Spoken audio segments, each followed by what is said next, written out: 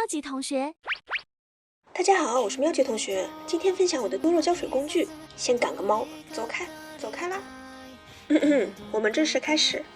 滋水煮低位选手，容量大，水流大，容易把铺面时冲起来，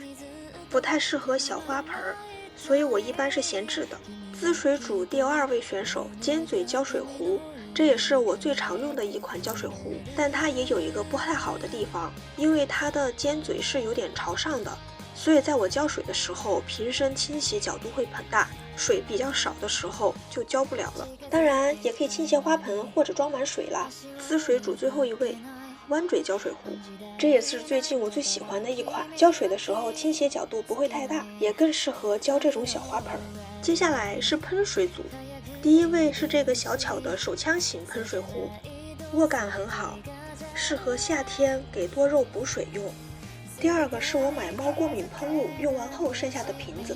按一下喷雾时间要长一些，而且喷雾很均匀，和之前那个换着用。第3款电动喷水壶，储水量大，喷水均匀，还不费手，就是不经摔，摔过1次后就开始漏水了。最后一位是我给多肉上药时常用的喷水壶，这里也会有卡扣，防止误喷，喷雾的范围也比较小，